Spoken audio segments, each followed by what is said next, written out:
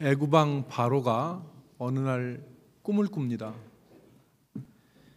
연이어서 두 개의 꿈을 꾸는데 심상치 않은 꿈이었습니다. 바로가 곧바로 일어나서 애굽의 모든 점술가들과 현인들을 불러 모으고 자신의 꿈에 대해서 말했는데 그 꿈을 해석하는 사람이 없습니다. 여러분, 우리가 바로의 꿈을 알고 있는데 바로가 어느 날 나일 강가 갈밭에 있었는데 살찌고 아름다운 암소 7마리가 거기 있었어요. 근데 갑자기 이 파리하고 이 흉악한 마른 암소 1마리가 나오더니 암소 7마리가 나오더니 그 살찌고 아름다운 암소들을 잡아먹는 겁니다. 바로가 놀랐어요. 그리고서 일어나서 무슨 꿈인가 하다가 다시 잠들었는데 또다시 꿈을 꿉니다. 그 꿈이 그 줄기에 7 이삭이 있었는데 그 이삭이 너무도 충실하고 좋은 이삭이 7이 있었어요. 그런데 다른 줄기에서 마르고 그리고 동풍에 아주 말라서 아주 형편없는 이삭 7개가 그 이삭, 좋은 이삭을 다 삼켜버리는 거예요. 꿈을 깼습니다. 이게 무슨 꿈인가?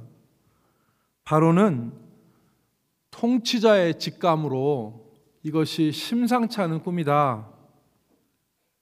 그리고 이것 때문에 번민하여서 그 꿈을 현인과 점술가들에게 말했는데 해석하는 자가 없었습니다. 여러분, 꿈이라는 것이, 꿈 해석이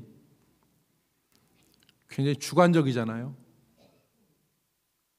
귀에 걸면 귀걸이, 코에 걸면 코걸이 하는 식으로 꿈을 해석할 수 있는데 애굽의 많은 사람들이 자기 나름대로 해석을 했겠죠. 그런데 바로의 마음에 이거다 싶은 해석이 없는 거예요. 이거다 싶은 해석이. 왕이 답답해하니까 왕궁에 긴장감이 돕니다. 긴장감이 돌아서 이거 어떻게 할까 하는 그런 긴장감이 돌 때에 한 사람이 사람을 하나 소개해요. 그게 누구냐면 왕이 신임하는 술 맡은 관원이 2년 전에 자기가 감옥에 있었을 때 자기 꿈을 해몽해서 자기를 이렇게 복직시키게 해준 요셉이라고 하는 히브리 노예 청년 하나가 생각이 났어요. 그래서 왕한테 그 사람을 소개합니다. 내가 2년 전에 이런 일이 있었는데 내 꿈을 해몽해 준 히브리 청년이 있습니다. 아마 그 청년이라면 왕의 꿈을 해석할 수 있을 겁니다. 요셉이 옥중에 있다가 급히 불려 나오죠. 그래서 왕 앞에 섭니다. 그러니까 왕이 네가 어떤 꿈인지 꾸면 네가 해석할 수 있다는 능력이 있다고 들었다. 그러니까 요셉이 하는 말이 내가 하는 것이 아니라 하나님께서 왕에게 편안한 대답을 하실 것입니다. 이렇게 얘기를 했어요. 요셉은 하나님이 주신 지혜와 총명으로 바로의 꿈을 해석했습니다. 요셉의 말입니다. 왕이 꾼 꿈은 둘이 아니라 하나입니다. 하나님이 하실 일을 왕에게 보이신 것입니다. 왕이 연거퍼서 겹쳐서 꿈을 꾼 것은 이 일이 확실하고 하나님이 반드시 될 일을 왕에게 보여주신 것입니다. 이렇게 말했습니다. 그리고서 꿈을 해몽합니다. 거기 7마리의 살진 암소는 7년 풍년을 말하고 이삭의 충실한 7 이삭도 7년 풍년을 말합니다. 그런데 뒤에 나오는 흉악한 삐쩍 마른 파리한 암소는 7년 풍년을 무색하게 하는 흉년을 의미합니다. 7 마른 이삭도 마찬가지입니다. 뒤에 오는 흉년이 너무나 크기 때문에 앞에 있었던 풍년을 기억하지도 못할 흉년이 되겠고 이 흉년으로 나라는 망할 수 있습니다. 얘기를 했어요. 그리고 요셉은 바로에게 제안을 합니다. 3가지 제안을 하는데 첫 번째, 명철하고 지혜로운 사람을 택해서 애굽 나라를 다스리게 하십시오.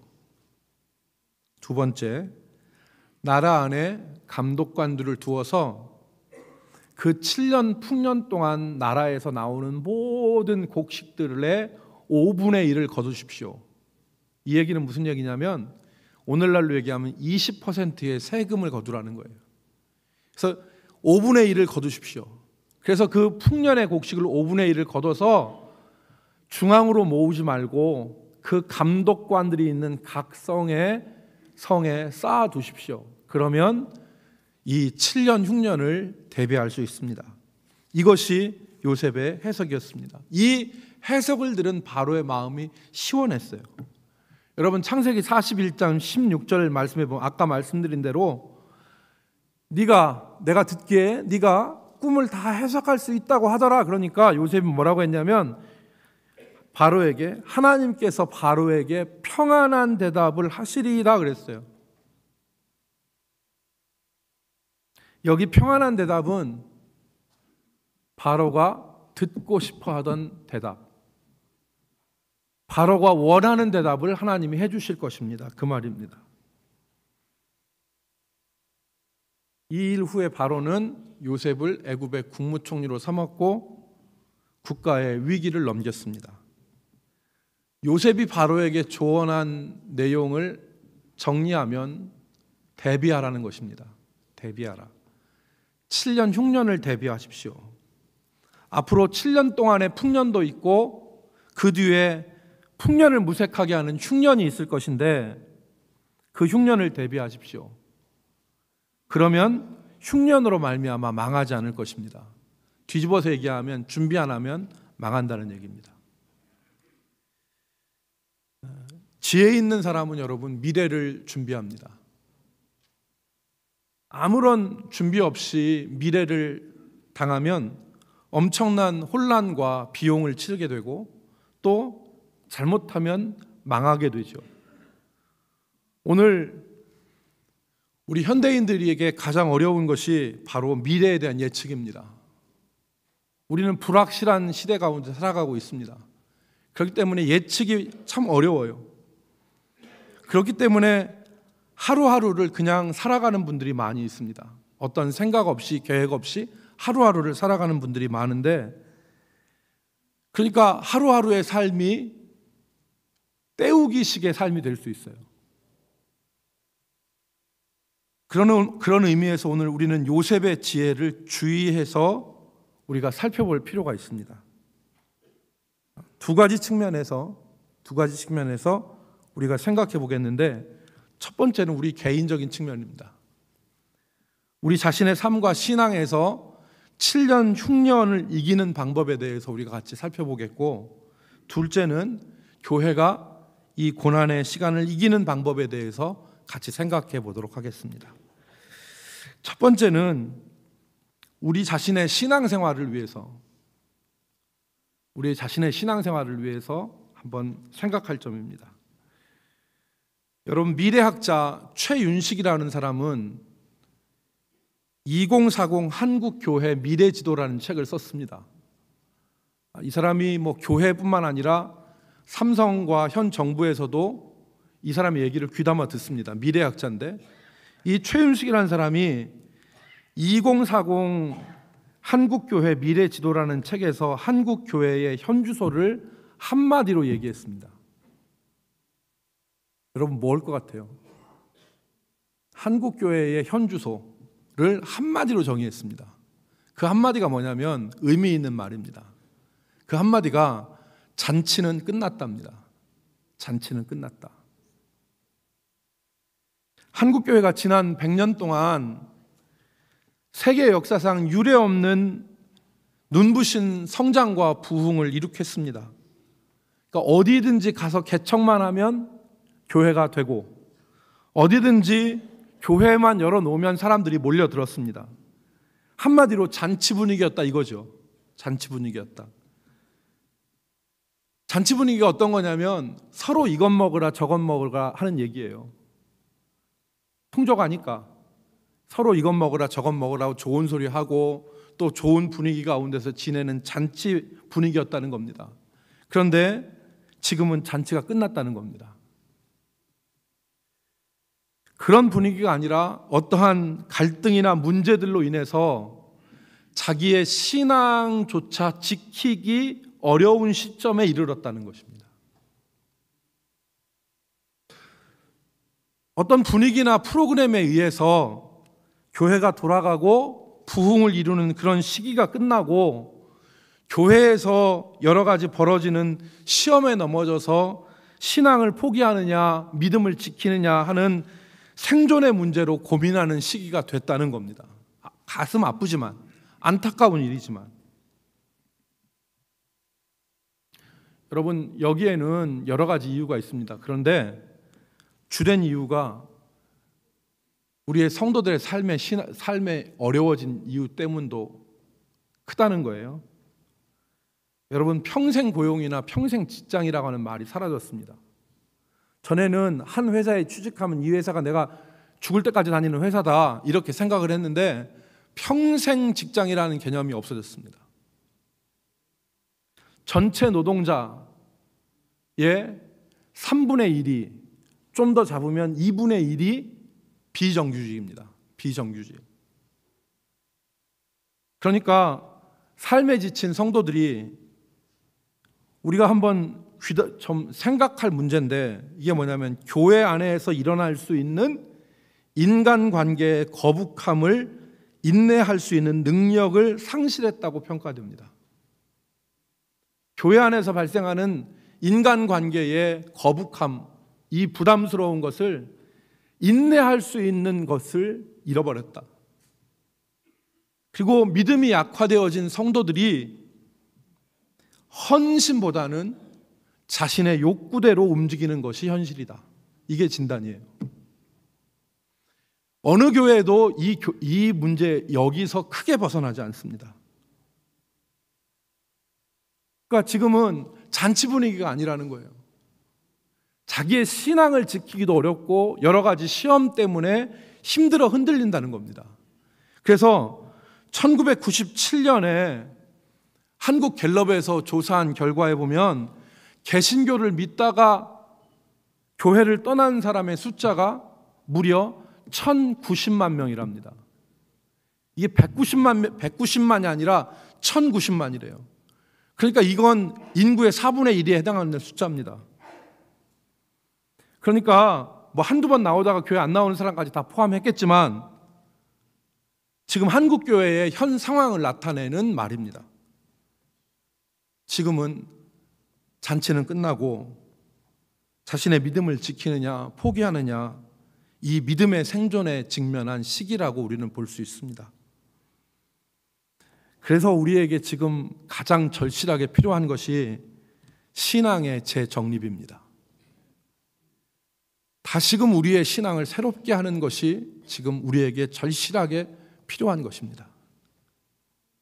다시 말씀 앞에 서고 다시 주님 앞에 자신을 세우는 것, 그냥 살아가는 게 아니라 주님 앞에 자신을 세우고 말씀 앞에 자신을 세워서, 그래서 지난주에 우리가 평안함을 위해서 주님께서 우리에게 해주신 두 가지를 우리가 살펴보지 않았습니까?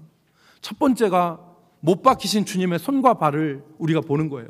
실체적인 주님을 만나는 겁니다.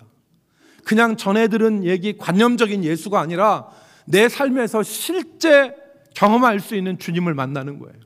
그 주님 앞에 서야 되고 그 주님의 말씀 앞에 서야 돼요. 두 번째 주님이 해주신 것이 말씀으로 우리의 가슴을 뜨겁게 해주시는 거 아닙니까?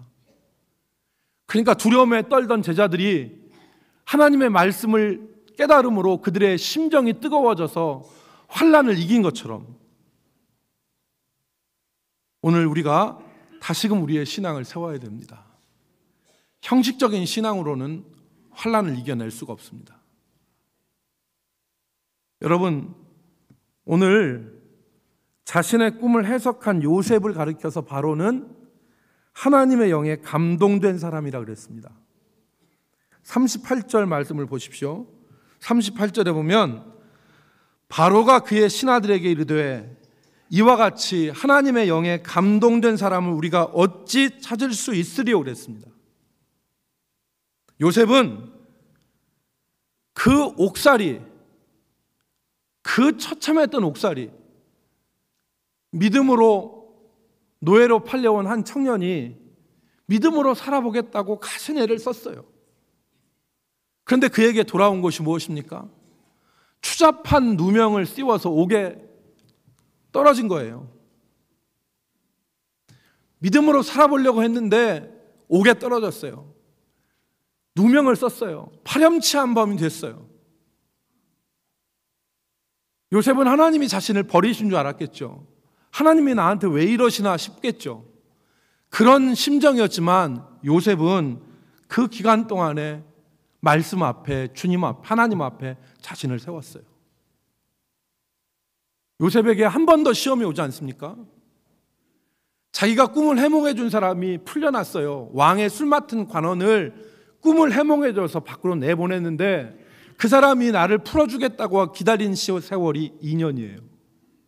이제나 저제나 내가 풀려날까 싶었는데 풀려나진 않아요.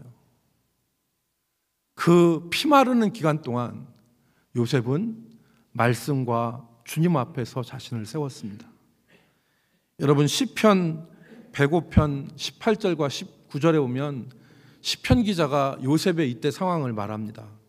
시편 105편 18절 말씀에 보면 그의 발은 착고를 차고 그의 몸은 쇠사슬에 매었으니 곧 여호와의 말씀이 응할 때까지라 그의 말씀이 그를 단련하였도다 그랬습니다.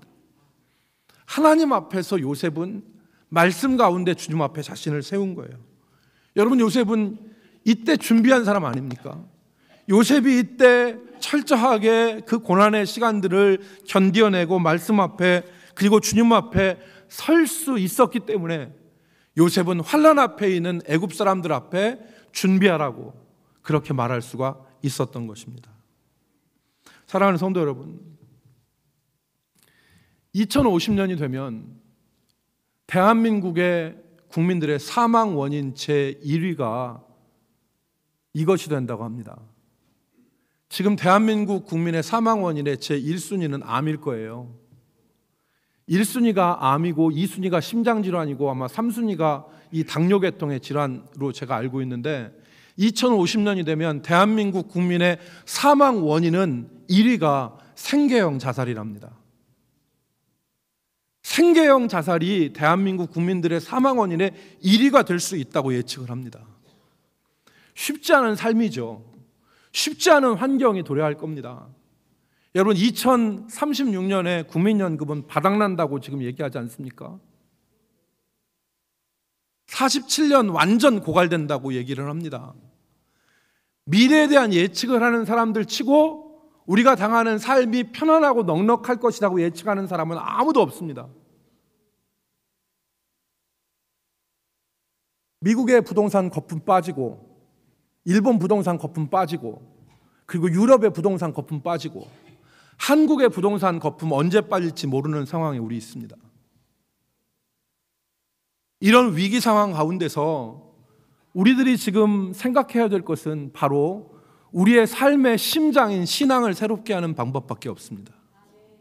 우리의 삶의 심장 엔진과 같은 신앙이 새로워져야지 이겨낼 수 있는데 요셉은 하나님의 말씀 가운데 자신을 세움으로 그 길었고 어려웠던 옥살이를 하나님 안에서 이겨낼 수 있었던 것입니다. 사랑하는 성도 여러분, 모든 거칠애를 벗어버리고 모든 형식을 벗어버리고 지금은 우리의 믿음을 새롭게 할 때입니다. 우리의 믿음을 새롭게.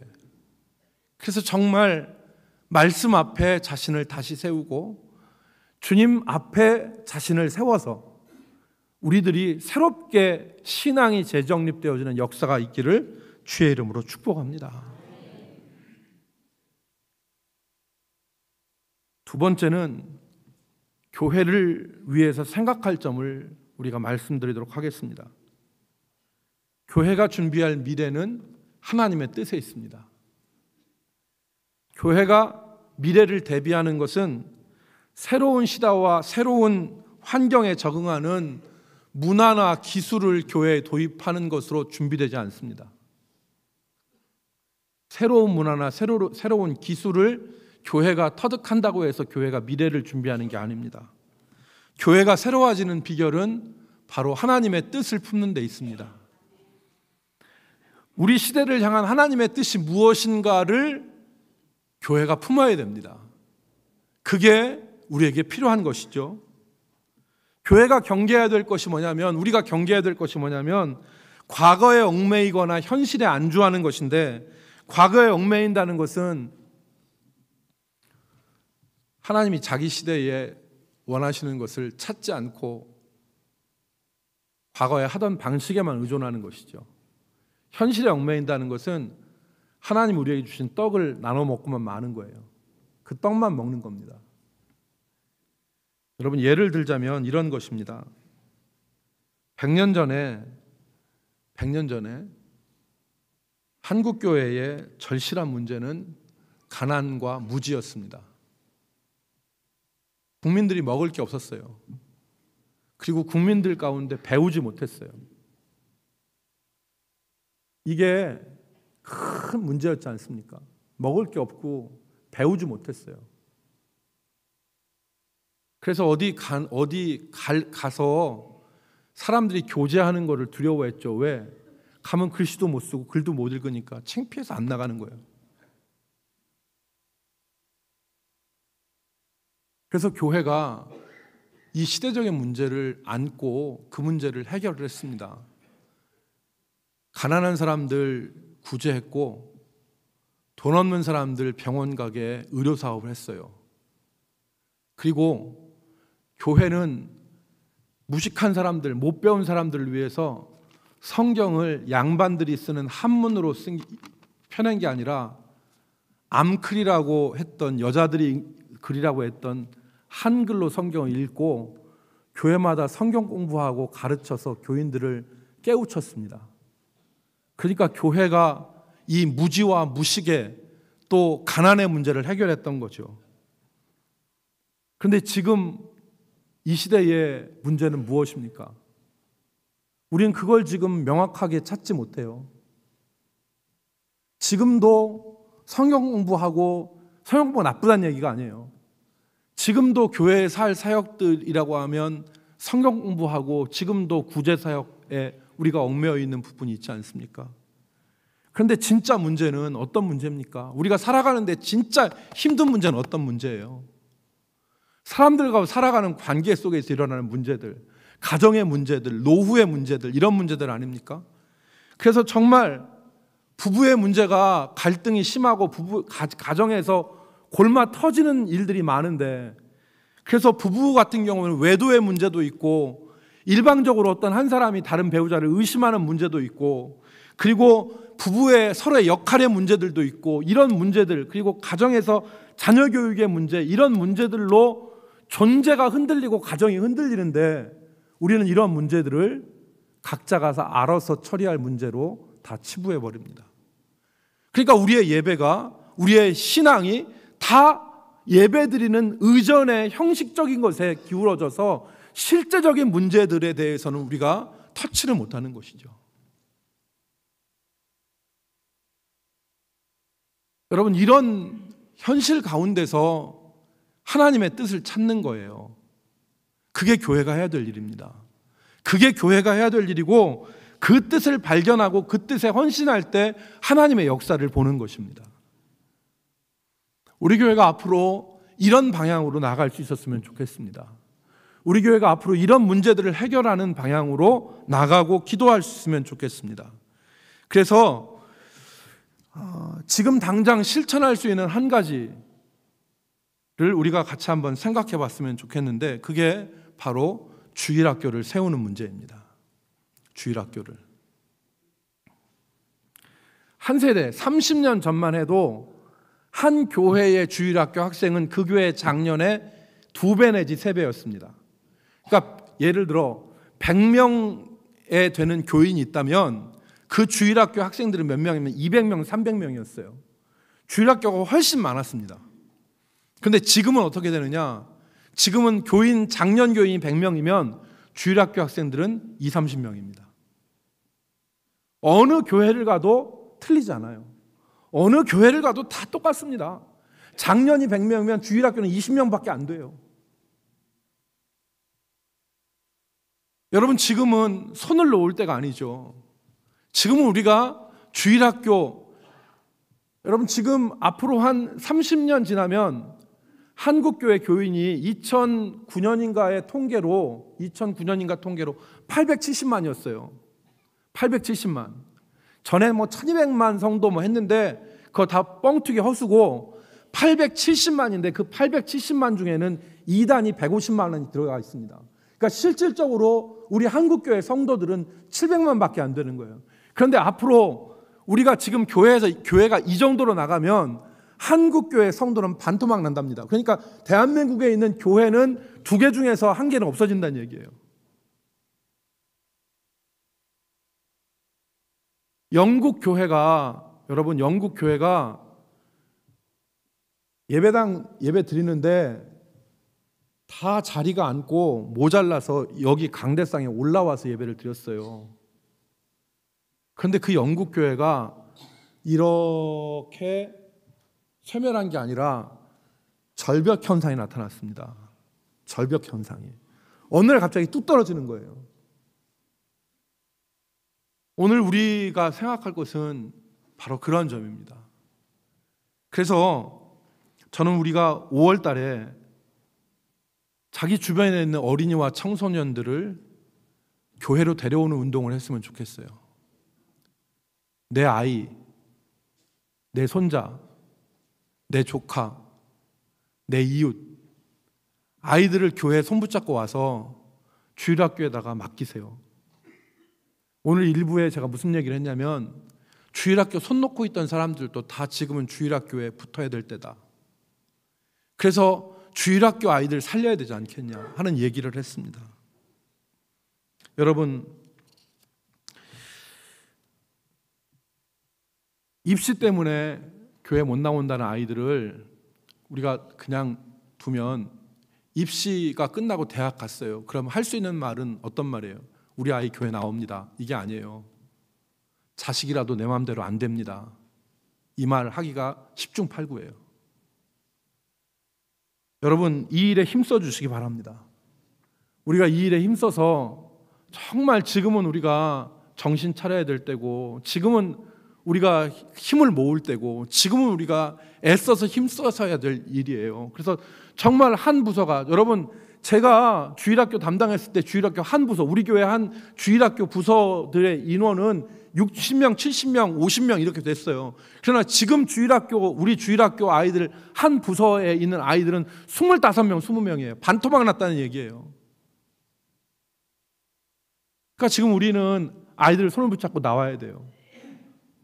정말 우리가 주일학교 아이들을 데려오는 것이 어린 아이들이라 별 신통치 않고 그 아이들 별것 아닌 것 같아도 우리의 생명입니다. 그 아이들이.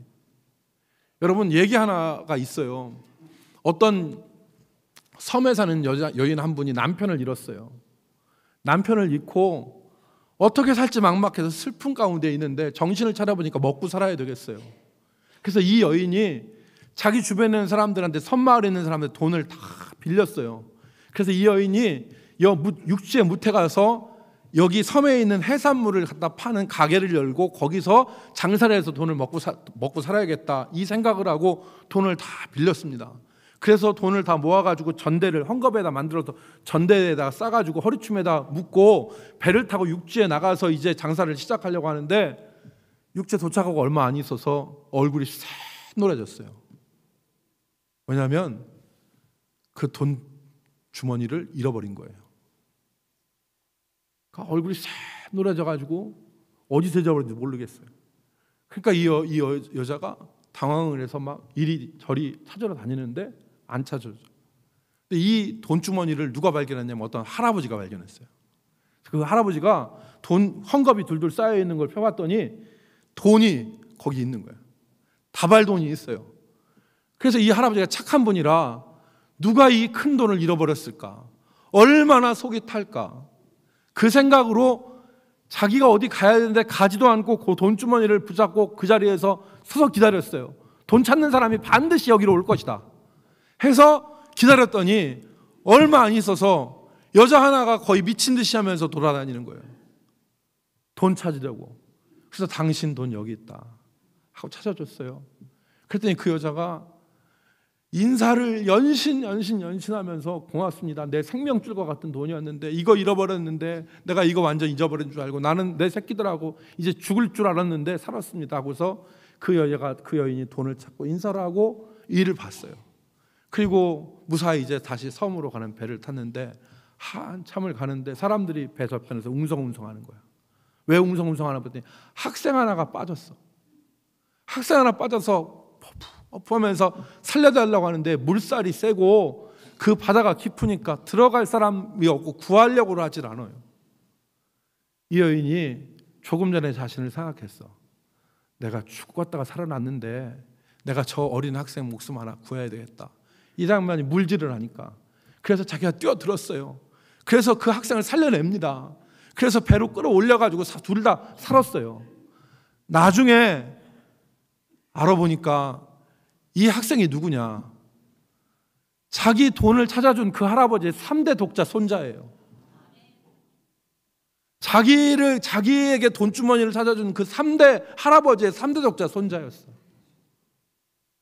여러분, 세상에 이런 일도 있더만요. 그러니까 우리의 여러분 수고는 헛되지 않습니다. 그 할아버지가 정말 그 돈주머니를 찾아주기 위해서 그 여인을 살리지 않았다면 자기 손자가 빠졌어도 힘을 내서 들어갈 사람이 없었을 거 아니에요. 그런데 그 할아버지의 수고는 그 아주머니를 살려냈고 그 아주머니는 다시 자기 손자를 살려내는 선한 역사가 일어난 것입니다. 여러분, 저는 오늘 우리 성도들과 함께 앞으로 다가올 이 믿음의 환경들 그리고 앞으로 다가올 우리 삶의 여러 가지 영향들을 한번 생각해 봤어요. 말씀을 정리하겠습니다. 요셉이 애굽왕 바로에게 7년 흉년을 이길 수 있는 방법을 말했는데 그것은 대비하는 것입니다. 흉년을 대비하라는 거예요. 여러분, 우리는 어떻게 보면 7년 풍년이 지나간지도 모르게 지금 흉년을 맞이할 수 있습니다.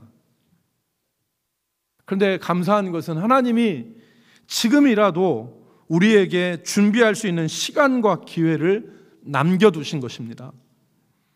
잔치는 끝났고 우리는 각박한 환경 가운데서 살아가지만 정말 이 가운데서도 하나님의 교회를 살릴 수 있는 것은 우리가 말씀 앞에 서서 우리의 신앙을 새롭게 함으로 우리의 믿음을 새롭게 함으로 우리가 이것을 헤쳐나가는 길밖에 없습니다. 지나간 시대의 모든 형식과 거치대를 우리가 다 벗어버리고 말씀 앞에 진지하게 서서 깨어서 기도하고 하나님의 말씀을 붙잡고 살아갈 때에 우리 가운데 다가올 7년의 이 흉년들을 이겨낼 수 있습니다. 성도 여러분, 마음을 새롭게 하시고 그리고 하나님을 바라보시기 바랍니다. 요셉은 그 어려웠던 감옥 가운데서 수년을 보냈어도 말씀 가운데 자신을 지키니까 하나님께서 그를 건져주신 것을 우리가 볼 수 있지 않았습니까? 마지막으로 다음 세대를 기억하고 섬기고 우리 주변에 있는 어린이와 청소년들을 주의 교회로 인도하는 수고를 우리가 다 같이 합시다. 그래서 우리 주일학교가, 우리의 교회가 정말 하나님의 생명 가운데 다시금 활기를 찾고 생명을 얻어서 우리 모두가 그 수고가 아까 예화로 든 그 할아버지의 수고처럼 우리 자신들을 살리는 그런 아름다운 역사가 일어날 수 있기를 주의 이름으로 축복합니다. 기도하겠습니다. 하나님, 우리를 불쌍히 여겨주시고 잔치 분위기에 흥청망청 지냈던 우리의 믿음을 새롭게 해주셔서 이제 우리가 준비해야 될 것과 우리가 어떻게 살아갈 것인가를 돌아보게 하여 주시옵소서.